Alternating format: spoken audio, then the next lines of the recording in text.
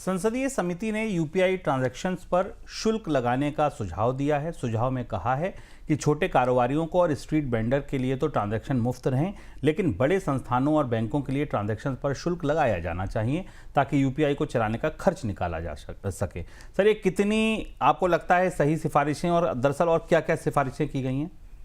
सरकार यूपीआई को लेकर असमंजस में है। अगर आप बजट के दौरान भी देखें 2000 करोड़ रुपए के आसपास की राशि सरकार ने इस साल के बजट में दी थी, जो कि सब्सिडी है एक किस्म की यूपीआई और रुपए को लेकर, जो कि एमडीएलआर की कॉस्ट बैंक्स बेयर करते हैं और जो पेमेंट एग्रीगेटर्स हैं उनको दी जाती है। लेकिन अब सरकार के भीतर ये चर्चा तेज होने लगी है कि यूपीआई को आखिर कब तक फ्री रखा जाएगा। इसमें कहीं ना कहीं इसके लिए एक स्ट्रक्चरल फंडिंग गैप पूरा करने के लिए कुछ ना कुछ ऐसा करना होगा। तो फ्री यूपीआई की तस्वीर बदलने के लिए पार्लियामेंट्री कमेटी ने कुछ महत्वपूर्ण सिफारिशें की हैं और उसका यह कहना है कि फिनांस मिनिस्ट्री को अब एक सेल्फ रिलायंट यानी आत्मनिर्भर यूपीआई सिस्टम पर काम करना चाहिए। उस आत्मनिर्भरता के लिए कहीं ना कहीं फीस लगाने की या बढ़ाने की जरूरत होगी।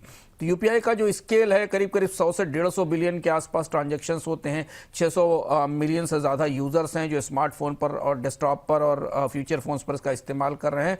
तो ये कहा गया है, जो सजेस्ट किया गया है कि जो P2P है यानी पर्सन टू पर्सन और P2M यानी पर्सन टू मर्चेंट यानी किसी कारोबारी के साथ आप दुकान के साथ जो पेमेंट करते हैं और किराना लेवल जो मर्चेंट्स हैं, इनके छोटे ट्रांजैक्शंस को फ्री रखा जाए। छोटे कितने छोटे, इस पर फैसला सरकार और आरबीआई को लेना होगा, लेकिन संसदीय समिति का कहना है कि छोटे ट्रांजैक्शंस को इसमें सीमित रखा जाए, जबकि इसके बाद के ऊपर के बड़े ट्रांजैक्शंस के ऊपर एक एमडीआर, किसी तरीके का एमडीआर या कोई फीस लगाई जानी चाहिए। हालांकि सरकार की तरफ से इस पर अभी कोई स्पष्ट रूप से प्रतिक्रिया नहीं दी गई है, लेकिन रिजर्व बैंक और सरकार शायद मिलकर आने वाले दिनों में इस संदर्भ में कुछ फैसला ले सकते हैं, क्योंकि यूपीआई को चलाने की लागत लगातार बढ़ रही है और सिस्टम में बैंक्स भी पिछले कई महीनों से इस बात का दबाव बनाए हुए हैं कि उन्हें यूपीआई पर अब उनकी लागत वापस मिलनी चाहिए।